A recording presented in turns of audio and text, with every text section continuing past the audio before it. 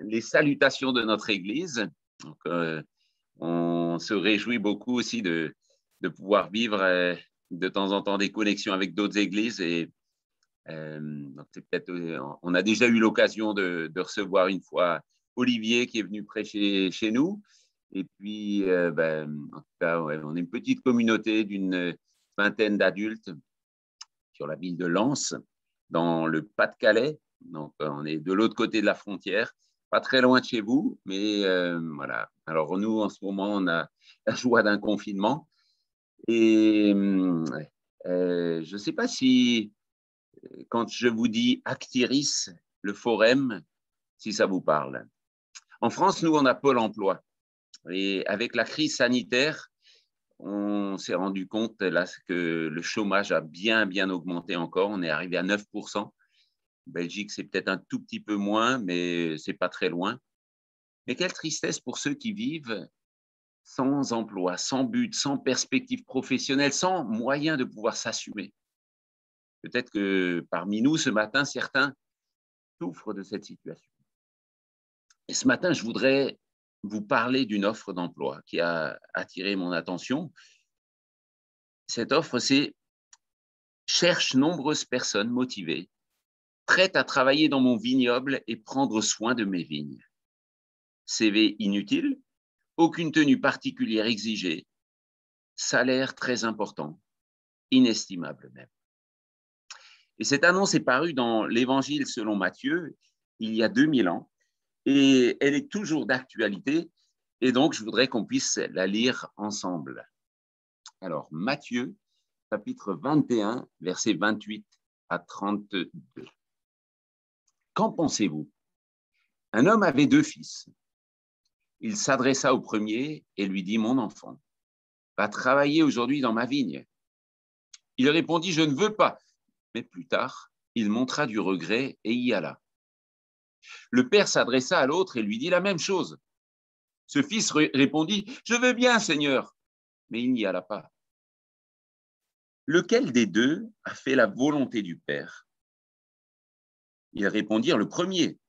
Et Jésus leur dit « Je vous le dis en vérité, les collecteurs d'impôts et les prostituées vous précéderont dans le royaume de Dieu. Car Jean est venu à vous dans la voie de la justice et vous n'avez pas cru en lui. En revanche, les collecteurs d'impôts et les prostituées ont cru en lui. Et vous qui avez vu cela, vous n'avez pas ensuite montré de regret pour croire en lui. » Voilà le passage, le court passage qu'on va prendre ensemble ce matin. Alors, un petit mot de contexte, on est dans les derniers jours avant la crucifixion. Et après avoir fait son entrée triomphale à Jérusalem, et Jésus est passé au temple, a fait le gros ménage. Et là, il se retrouve au temple et il enseigne la foule devant les autorités religieuses. Ça se passait donc dans les parvis du temple et la tension entre Jésus et la classe religieuse était à son comble. Ça fait un moment qu'ils veulent l'éliminer et une nouvelle fois, ils viennent pour le défier, pour contester son autorité. Et voilà qu'il utilise cette parabole cinglante pour illustrer l'hypocrisie de ceux qui font profession de foi sans se repentir, de ceux qui prétendent aimer Dieu, mais qui ne sont pas prêts à faire ce qu'il leur demande. En fait, plus que des mots, Dieu veut des actes.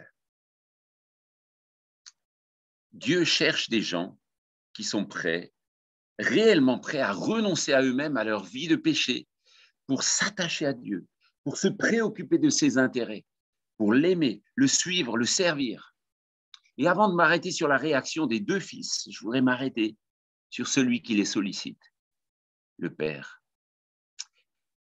Un Père plein d'affection qui nous invite, qui cherche des gens qui se préoccupent de ses intérêts. Ce Père, quand on lit dans cette histoire, on voit que c'est un Père qui est tendre, affectueux, qui ne fait pas de distinction entre ses fils, qui est plein de grâce, qui donne l'occasion à chacun de venir travailler. Il est plein de tendresse, il invite ses fils, mon enfant. C'est une expression, un terme grec qui exprime une relation d'intimité. qui est formé par les liens de l'amour. C'est un père rempli de tendresse. Il aurait pu crier « Allez au boulot !» mais il invite, il laisse libre, mais il appelle et il invite. Il ne s'impose pas. Donc, ça paraît évident que dans cette parabole, ce Père représente notre Père céleste, un Père plein d'amour, de grâce, plein d'affection, de tendresse pour ses enfants. Et s'il nous appelle, ce n'est pas parce qu'il a besoin de nous. Il est tout-puissant, mais c'est parce qu'il nous aime, c'est parce qu'il veut nous sauver, parce qu'il a soif d'intimité avec toi et moi, de développer une amitié profonde. Il veut cheminer avec nous. Ce Père céleste appelle, invite chacun à une relation vivante avec lui, par amour, par grâce. Est-ce que tu as déjà écouté son appel? Est-ce que tu le connais?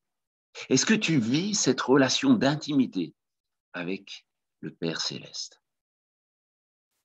Et tout comme le Père de la parabole, notre Père céleste, c'est un Père tendre, affectueux, qui lance un appel aux hommes. Il ne s'impose pas, mais il appelle. Et ce temps de grâce est encore là aujourd'hui. Il appelle tous les hommes sans distinction, juifs comme non-juifs, religieux comme païens, chefs de la loi comme ignorants. Tous sont appelés.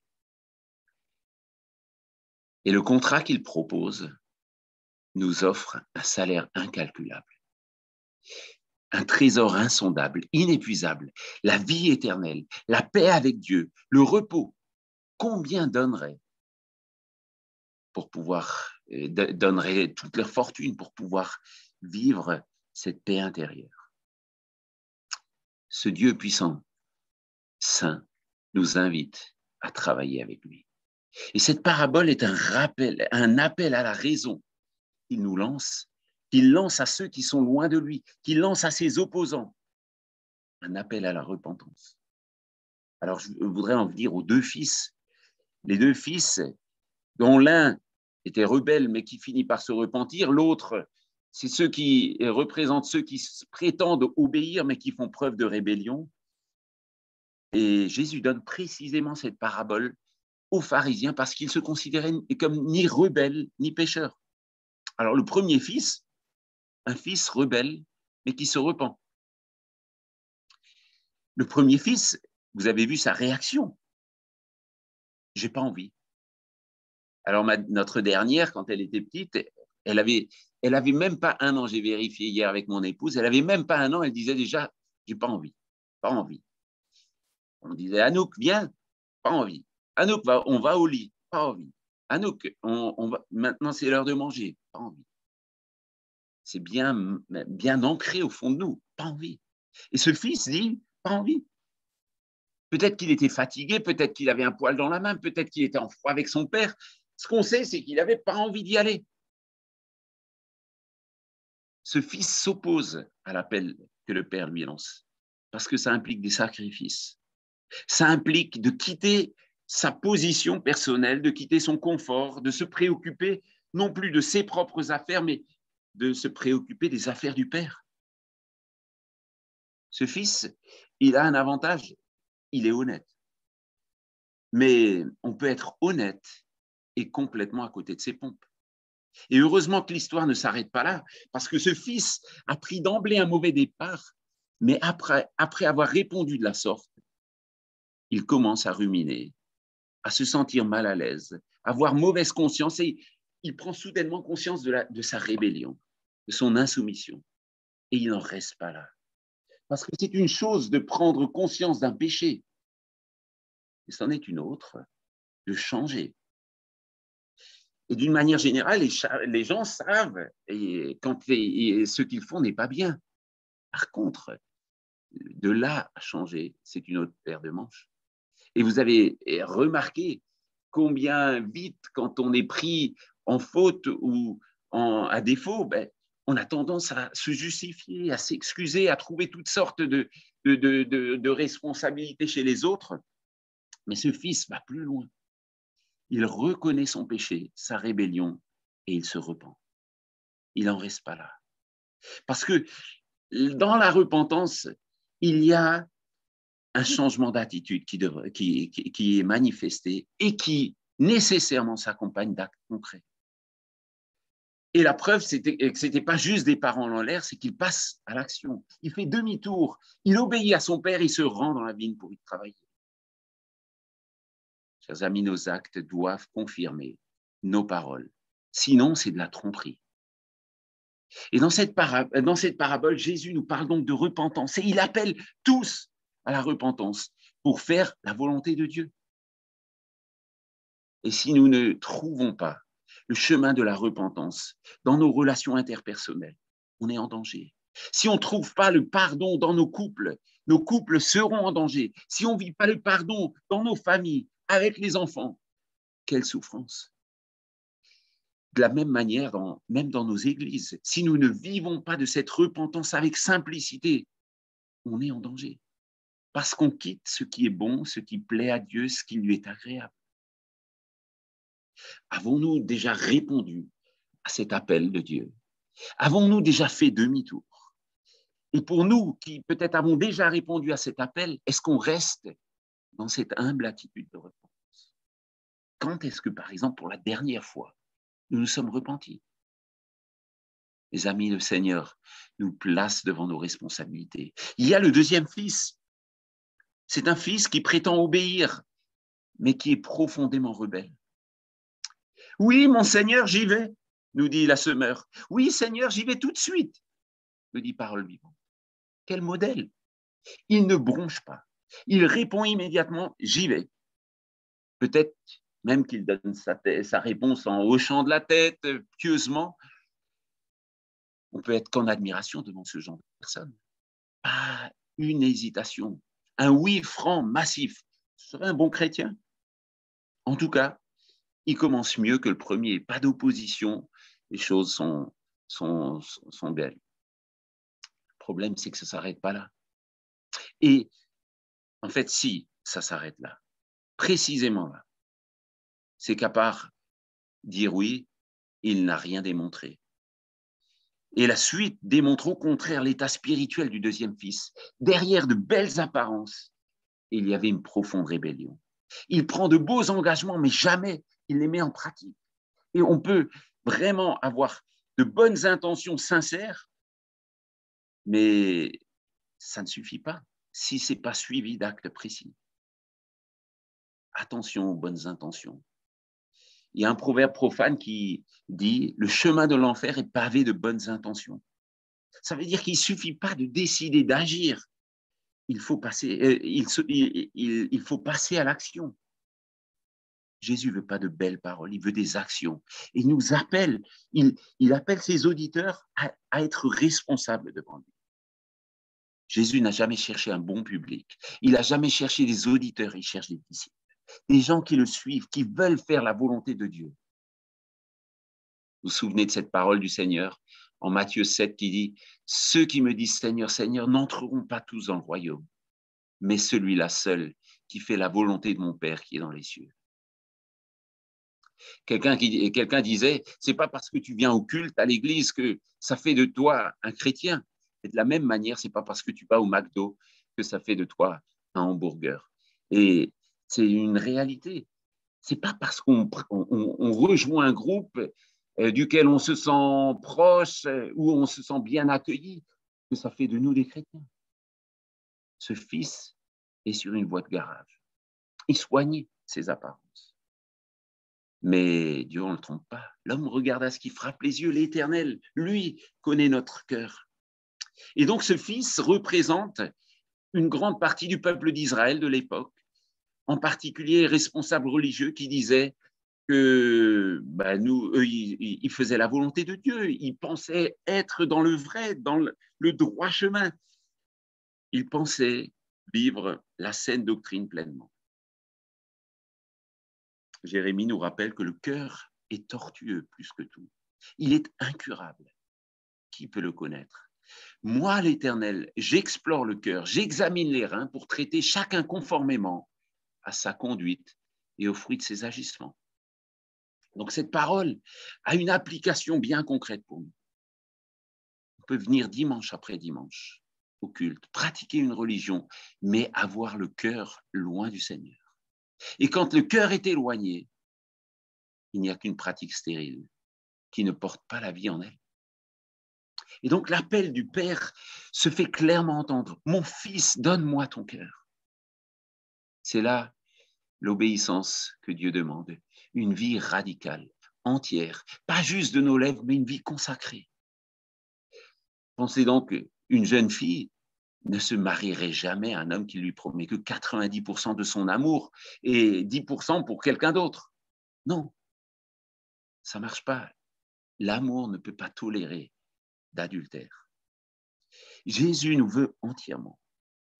Le Père recrute des disciples, pas des gens pieux, pas des gens religieux, des disciples, des gens qu'il aime. Alors, où en sommes-nous? Est-ce que notre cœur est encore allumé pour Dieu? Est-ce que nous sommes de ceux qui disent oui, oui, et chez qui rien ne bouge? Est-ce qu'il y a des zones d'ombre, des points dans notre vie où qu'on n'a pas encore soumis à Dieu? Eh bien, déposons cela. La suite du texte nous dit, lequel des deux a fait la volonté du Père? Ils répondirent, le premier. Et Jésus leur dit, je vous le dis en vérité, les collecteurs d'impôts et les prostituées vous précéderont dans le royaume de Dieu.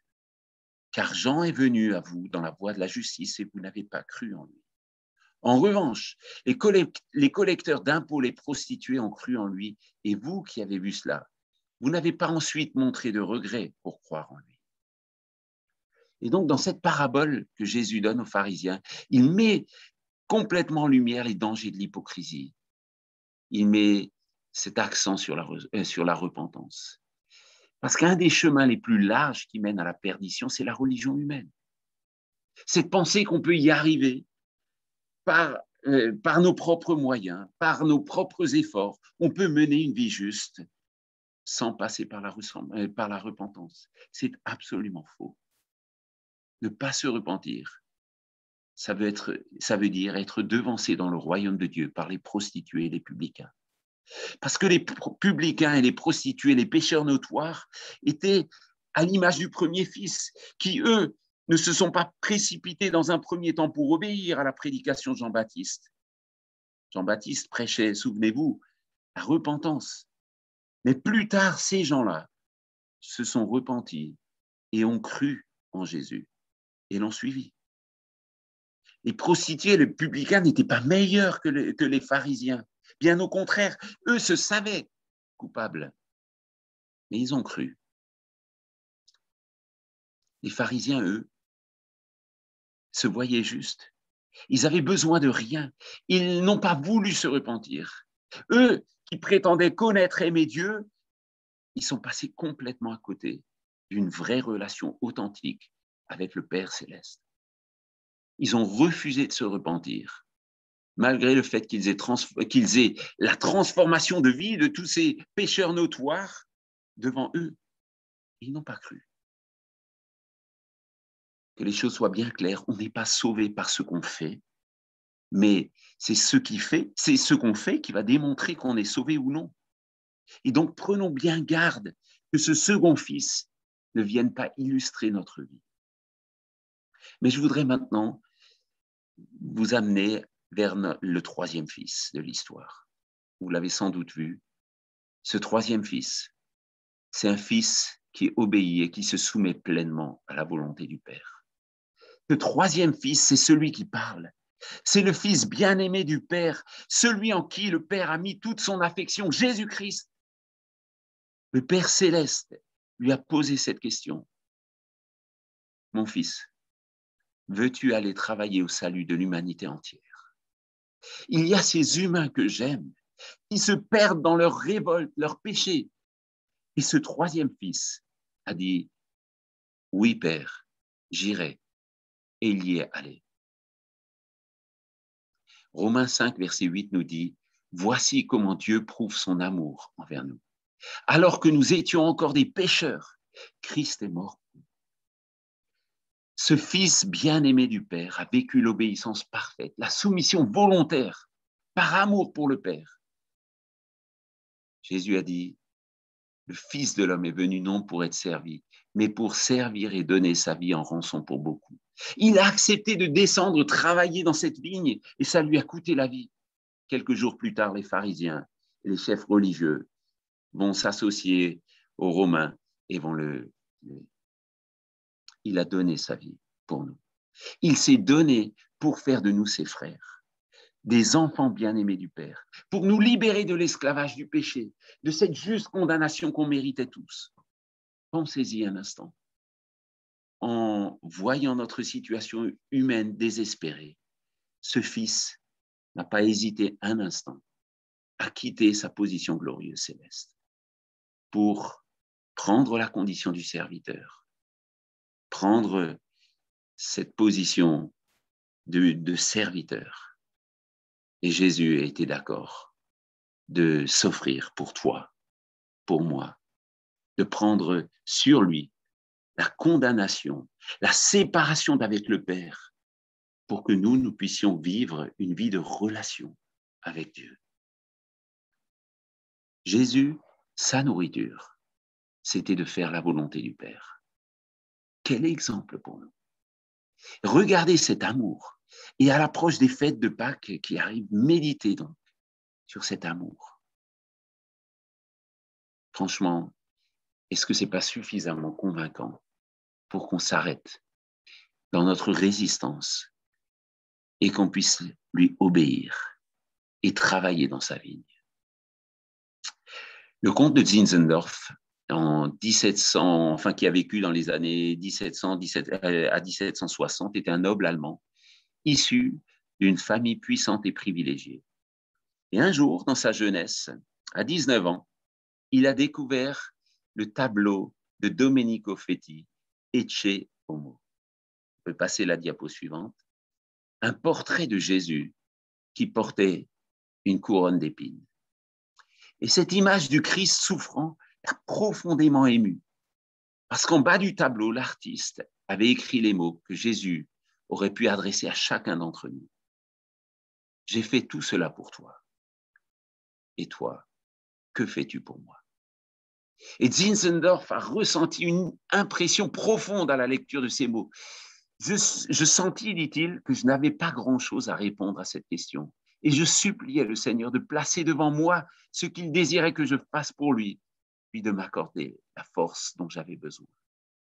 À partir de ce jour, Zinzendorf a brûlé d'amour pour les inconvertis et il cherchait un champ de travail où leur annoncer l'évangile, en Allemagne, mais aussi ailleurs à l'étranger.